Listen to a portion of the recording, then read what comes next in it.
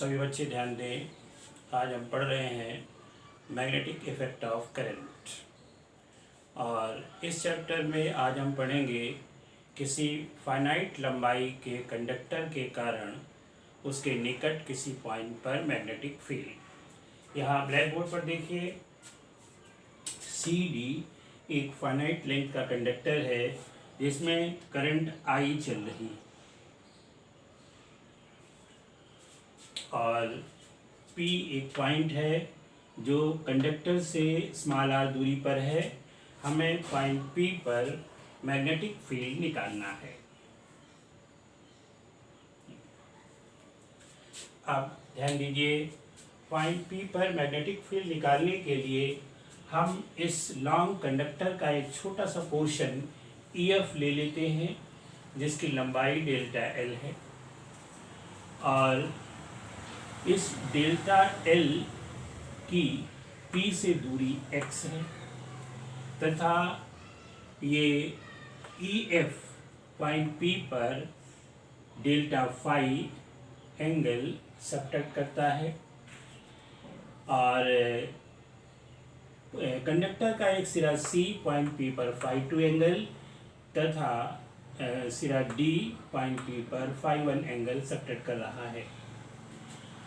और अब ये FG EP पर परपेंडिकुलर खींचा गया है, तो सबसे पहले हम जो है इसी को एक साथ मिलाएंगे, मतलब इसका और इसके साथ क्या रिलेशन है वो हम निकालेंगे। ध्यान दीजिए, in the right triangle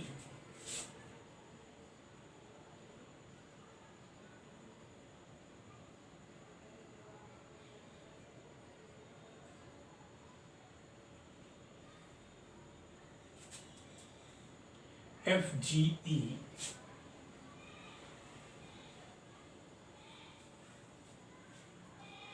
FG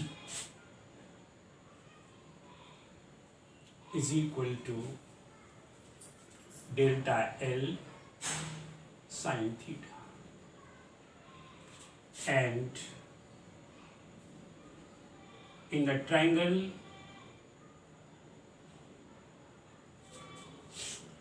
FGP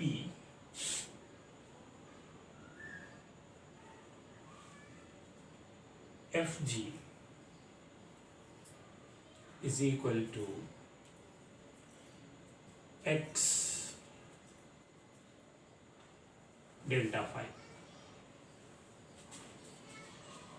ये रेडियल ट्रायंगल में आप जैसे ऐसे नहीं निकालते थे, किसी बच्चे को अगर याद हो इस तरह से ये R होता था और ये एंगल थीटा हो, तो ये चीज़ R थीटा निकल आती थी, या एक छोटा एंगल हो D थीटा, तो ये R मतलब ये हो जाती थी, यानी ये जो छोटी सी साइड है ये R D थीटा हो जाती है।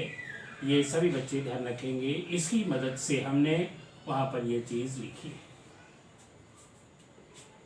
तो अब इन दोनों को इक्वेट कर दो, देयरफॉर FG यहाँ भी FG यहाँ भी है, therefore delta L sin theta is equal to x delta phi. अब देखिए, इसके बाद ये करंट कैरिंग कंडक्टर है जिसका छोटा सा सेगमेंट है। इस सेगमेंट के कारण P पर मैग्नेटिक फील्ड निकालना है, तो यहाँ पर होगा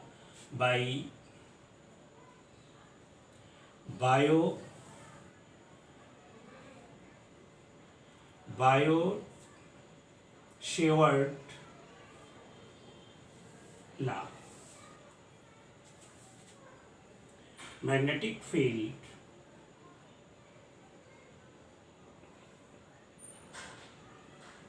at P due to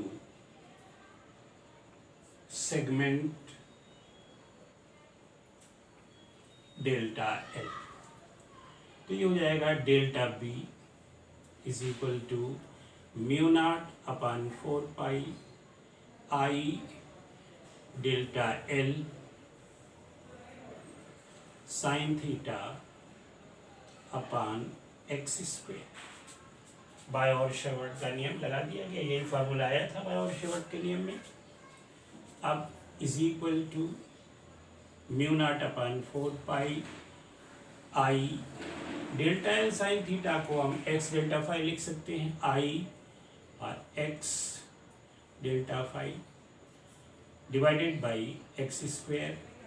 अब यहाँ ये एक एक्स ये कैंसिल हो जाएगा, ये आ जाएगा mu not upon 4 pi I upon x और यहाँ डेल्टा फाई। अब हम x की वैल्यू रखेंगे, तो ध्यान दीजिए in triangle F O P, in right triangle F O P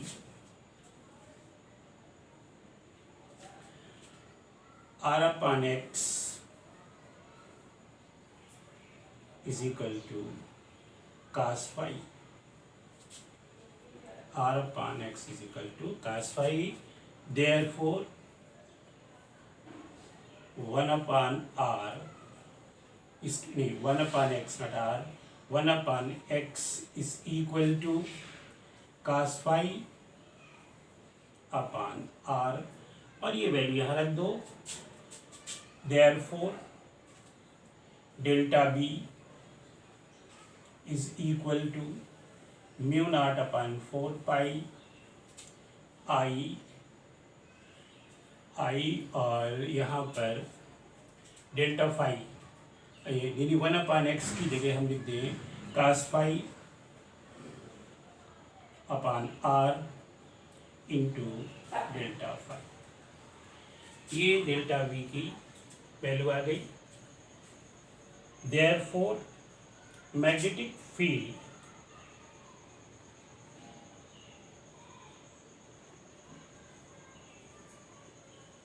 due to whole conductor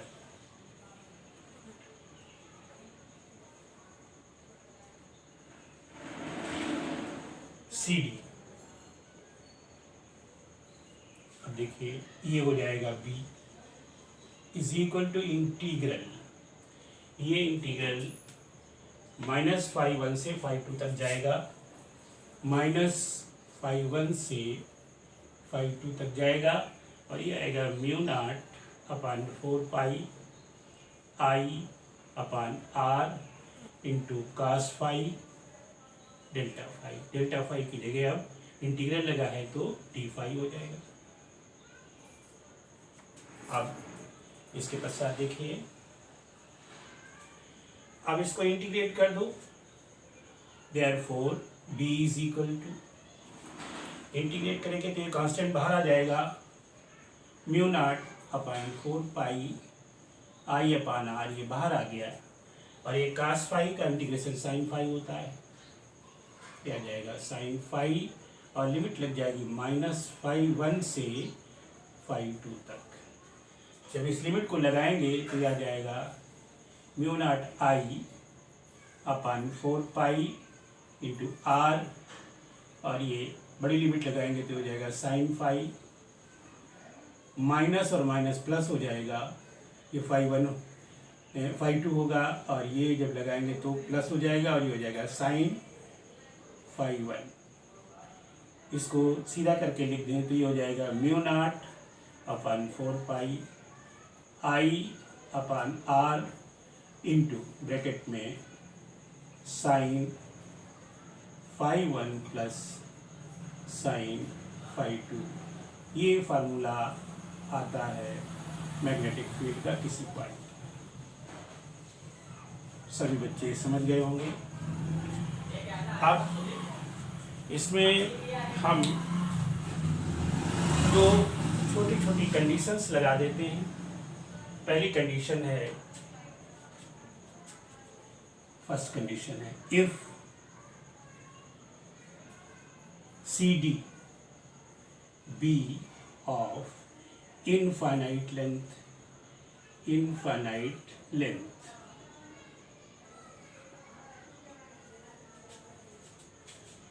जब इनफाइनाइट लेंथ का होगा तो then phi 1 is equal to minus 90 and phi 2 is equal to 90. Therefore, B is equal to mu naught upon 4 pi I upon R।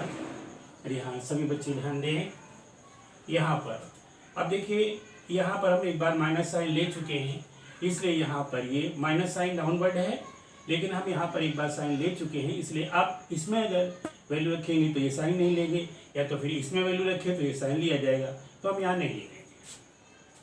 तो ये value यहाँ रखेंगे तो यहाँ पर आ जाएगा साइन 90 प्लस साइन 90, और साइन 90 की वैल्यू 1 होती तो 1 + 1 2 हो जाएगा।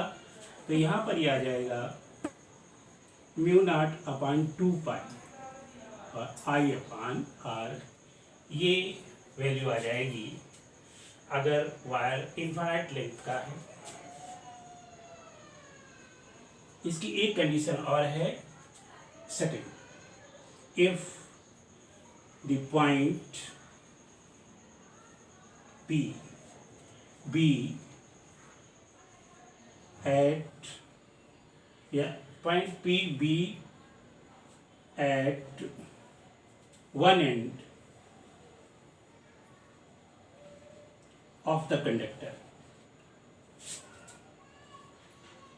यानी कंडक्टर के एक किनारे पर हो, तो ध्यान दीजिएगा phi 1 is equal to 0 and not theta phi 1 and phi 2 is equal to 90 degree. तो आप सभी बच्चे यहाँ पर 0 रख देंगे तो ये हट जाएगा, यहाँ पर 90 रख देंगे तो 1 आ जाएगा। Then B is equal to आ जाएगा म्यू नॉट अपन 4 पाई और यहाँ पर I अपन R, और ये वैल्यू जो है यहाँ पर 1 आ जाएगा, ये एज इट इज रह जाएगी, 1 का इसके साथ मल्टीप्लाई हो जाएगा। इस तरह से ये दो कंडीशंस आती हैं। पहली कंडीशन ये, यानी अगर इनफाइनाइट लेंथ का हो तो ये आएगी, और एक किनारे पर हो तो ये आएगी, और जनरल फार्मूला जो आया है वो ये आया। इस तरह से सभी बच्चे इसको समझेंगे और समझकर याद कर लेंगे।